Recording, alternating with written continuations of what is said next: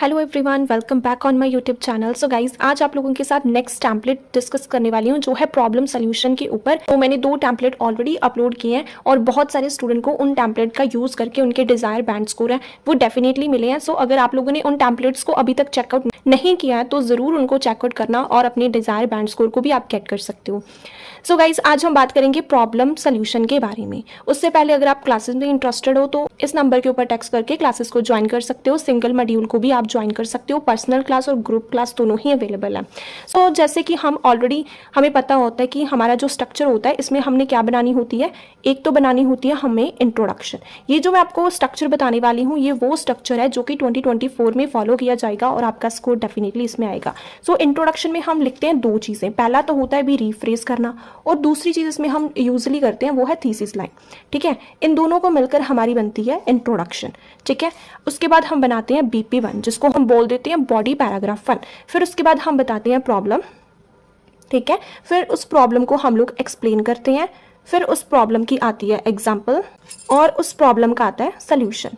पहले हम 2023 में क्या करते थे, BP1 में प्रॉब्लम्स बताते थे और BP2 में हम सोल्यूशंस को बताते थे। लेकिन 2024 का जो लेटेस्ट स्ट्रक्चर है उसमें हमने ये चीज़ फॉलो करनी है। ठीक है, प्रॉब्लम, उस प्रॉब्लम को एक्सप्लेन करना, एग्जाम्पल देना, फिर साथ में ही उसका सोल्यूशन देना। फिर उसके बाद आएगा हमारा BP2 बॉडी पैराग्राफ 2। उसमें दूसरी प्रॉब्लम बताएंगे। ठीक है, सेम एज इट इज उस प्रॉब्लम को एक्सप्लेन करेंगे। उस प्रॉब्लम की जाएगी एग्जाम्पल, देन उसका जाएगा सोल्यूशन। ठीक है, लास्ट में आएगी कंक्लूजन। आई होप आपको समझ में आया होगा। ये स्ट्रक्चर गाइज आपने फॉलो करना है अगर आप स्कोर लेना चाहते हैं। अब सबसे पहले क्या करना है, हमने जब रीफ्रेज करना है इंट्रोडक्शन को तो आपने शुरू करना है it is considered that. It is considered that के बाद जो भी आपको क्वेश्चन दिया होगा उसको आपने करना है रीफ्रेज। ठीक है, रीफ्रेज मतलब अगर क्वेश्चन में आपको सम बोला है तो आपने उसको लिख देना है फ्यू, अगर पीपल बोला है तो इंडिविजुअल्स। इस तरीके से आपने उसको चेंज कर देना। अगर किसी वर्ड का आपको मीनिंग नहीं पता तो आप सेम भी लिख सकते हैं उसको। ठीक है, तो इट इज कंसीडर्ड दैट के बाद जो क्वेश्चन होगा उसको आपने रीफ्रेज करना है। फिर उसके बाद जाएगी हमारी थीसिस लाइन। थीसिस में क्या करना है, मिटिगेट इट। इसका क्या मतलब है कि ये जो ऐसे है वो एक्सप्लिकेट मतलब एक्सप्लेन करेगा प्रॉब्लम्स को भी और सॉल्यूशंस को भी मिटिगेट करने के लिए। मिटिगेट मींस सॉल्व करने के लिए। BP1 को आपने शुरू करना है टू कमेंस विथ। फिर उसके बाद लिखोगे there are numerous problems behind this statement. The predominant one। इसका मतलब क्या है, वैसे तो बहुत सारी प्रॉब्लम्स है लेकिन जो मेन प्रॉब्लम है वो आप यहाँ पे लिखोगे। ठीक है, यहाँ पे आ जाएगा आपका आइडिया। जो प्रॉब्लम आपने बतानी है उस प्रॉब्लम का नेम आप यहाँ पे लिखोगे। To explain it. To explain it का कनेक्टर यूज करके अपने आइडिया को आपने करना है एक्सप्लेन। फिर उसके बाद टू एपिटोम। ठीक है, टू एपिटोम के बाद आपने देनी है बेसिकली जो होगी हमारी एग्जाम्पल। और फिर उसके बाद to solve it. To solve it का यूज करके आपने बताना है सोल्यूशन। ठीक है, ये आपका BP1 का टेम्पलेट है। BP2 की तो आपने शुरू करना है फर्दर स्ट्रेंथनिंग द व्यूज, कि अपने व्यूज को आगे हम लोग एक्सप्लेन करते हैं। Another obstacle, obstacle means problem. जो दूसरी प्रॉब्लम है, अनदर प्रॉब्लम इज आइडिया। जो भी प्रॉब्लम होगी वो आपने यहाँ पे लिखनी है। इन अदर वर्ड्स का यूज करना है आपने एक्सप्लेन करने के लिए अपने आइडिया को।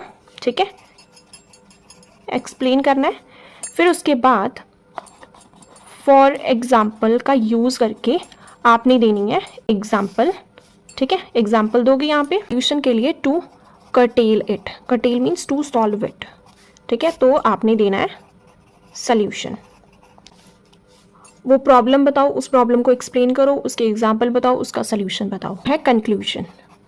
ठीक है, कंक्लूजन में क्या करना है, सबसे पहले तो आपने कनेक्टर यूज करना है to conclude it, comma although के बाद आपने क्या करना है, BP1 प्लस BP2 में जो आपने क्या बताई है प्रॉब्लम्स, उनका नेम लिखना है, comma, it can be solved with the assistance of authority and public। इसका क्या मतलब है कि चाहे ये प्रॉब्लम्स हो रही हैं, comma means but in problems को सॉल्व किया जा सकता है गवर्नमेंट और पब्लिक के सपोर्ट के साथ। ये लाइन आप फिक्स लिख सकते हो, कोई भी आपको प्रॉब्लम सोल्यूशन का आएगा ये लाइन आप फिक्स्ड उसमें यूज कर सकते हो। अब ये क्या BP1 और BP2 की प्रॉब्लम, सपोज दैट जो प्रॉब्लम आपने यहाँ पे लिखी होगी BP1 में जो आपका आइडिया होगा, सपोज दैट यहाँ पे आपने लिखा कि टेक्नोलॉजी की वजह से हेल्थ में प्रॉब्लम आएगी, और BP2 में आपने लिखा था कि एकेडमिक में भी प्रॉब्लम आएगी, किसमें, किसकी वजह से, टेक्नोलॉजी की वजह से। सो ये जो एकेडमिक है और ये जो हेल्थ है, ठीक है, ये दोनों प्रॉब्लम्स मैंने कहाँ पे लिखनी है, हमारी यहाँ पे ऑल दो के बाद यहाँ पे हम लिख देंगे टेक्नोलॉजी की वजह से क्या हो रहा है, हेल्थ में प्रॉब्लम्स आ रही हैं और स्टडी में प्रॉब्लम्स आ रही है, बट इस प्रॉब्लम को अथॉरिटी और पब्लिक के सपोर्ट के साथ हम लोग सॉल्व कर सकते हैं। आई होप गाइस आपको समझ में आया होगा। अगर समझ में आया है तो चैनल को ज़रूर सब्सक्राइब करना। Thank you so much for watching Simran.